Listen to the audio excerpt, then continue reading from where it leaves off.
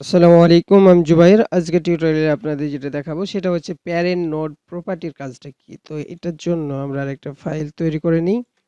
তো এখানে আমরা রিনেম করে দিব 28 নম্বর ফাইল এটা। তো এটার জন্য আমরা গো লাইভ করব।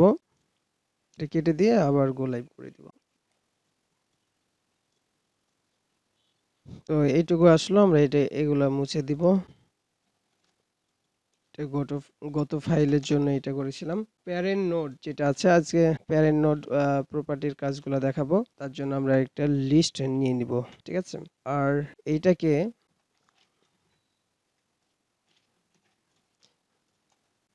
এইটাকে আমরা কি করব, প্যারেন্ট এলিমেন্ট যেটা আছে সেটাকে প্যারেন্ট এলিমেন্ট নামে আমরা দেখাইবো। তো এটা কি করি, আগে কনসোল লক করি।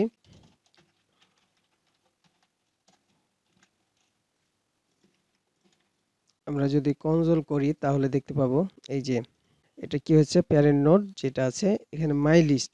এটা দেখেন, এটা মাই লিস্ট, লিস্টের মধ্যে আমরা এটা লিখেছি, ঠিক আছে। এগুলা হচ্ছে কি চাইল্ড, এটা হচ্ছে প্যারেন্ট, এটার প্যারেন্ট এটা, ঠিক আছে। তো মাই লিস্ট, তো কি করছে, এটা প্যারেন্ট কোনটা সেটা জানার জন্য এটা দেখেন পুরাটুকু চলে আসছে, হ্যাঁ। আর এটা আমরা যদি জানতে চাই যে এর প্যারেন্টটা কি সেটা জানার জন্য আমরা কি করতে হবে, এখন যদি নোড ভ্যালু দিই, সরি, প্যারেন্ট নোড, তাহলে দেখবেন যে এর প্রথমের যে ইয়াটা আছে সেটা চলে আসবে, প্যারেন্ট নোডটা চলে আসবে। আর এটা কিন্তু হচ্ছে তার লিস্ট, এটাই ছিল তার প্যারেন্ট নোড। এখন প্যারেন্ট নোড লিখলাম, ঠিক আছে। প্যারেন্ট নোড, প্যারেন্ট এলিমেন্ট যদি লিখি তারপরেও কিন্তু হবে, ঠিক আছে।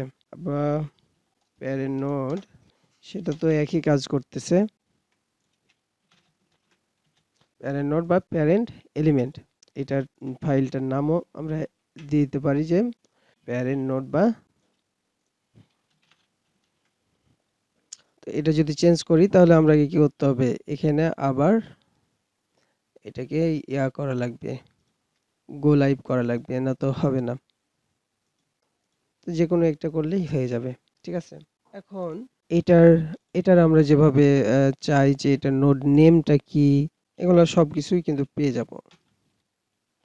নোড নেম কি, দেখেন প্যারেন্ট নোডের নামটা হচ্ছে ইউএল, এভাবে করে কিন্তু আমরা এটা দেখতে পাবো। তো আশা করি এগুলো বুঝতে পারছেন। তো আজকে টিউটোরিয়াল এই পর্যন্ত। আল্লাহ হাফেজ।